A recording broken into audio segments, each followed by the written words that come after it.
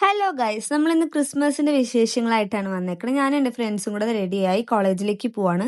നമ്മുടെ ക്ലാസ്സിന് വർക്കായിരുന്നു ഈ പുൽക്കൂട് ഉണ്ടാക്കൽ. അപ്പോൾ നമ്മൾ ഉള്ള സമയം കൊണ്ട് ചെറുതായിട്ട് ഉണ്ടാക്കിയിട്ടുണ്ടായിരുന്നു. ദെൻ നമ്മുടെ ക്ലാസ്സിലെ പിള്ളേരാണ്, അവർ കരോളിന് വേണ്ടിയിട്ട് ബാൻഡ് സെറ്റൊക്കെ പ്രിപ്പയർ ചെയ്തിരിക്കുകയാണ്.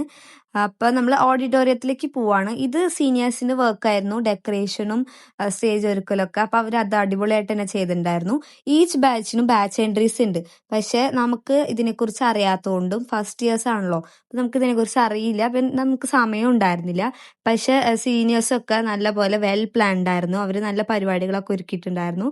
പക്ഷെ നമ്മൾ നെക്സ്റ്റ് ടൈം നല്ലപോലെ ചെയ്യുമെന്ന് വിചാരിക്കുന്നു, അടിപൊളിയാക്കും. പക്ഷെ ഈ പ്രാവശ്യം ക്രിസ്മസ് പരിപാടി അടിപൊളി തന്നെയായിരുന്നു. അവർ നല്ലപോലെ തന്നെ പെർഫോം ചെയ്തിട്ടുണ്ടായിരുന്നു.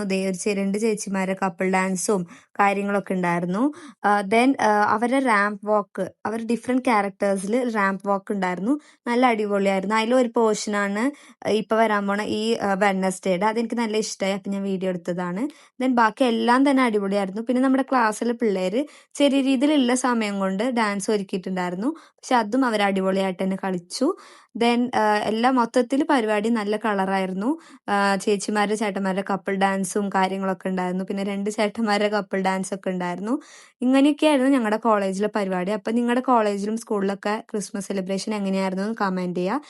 ദെൻ നെക്സ്റ്റ് വീഡിയോയിലോട്ട് കാണാം. Tata, bye bye.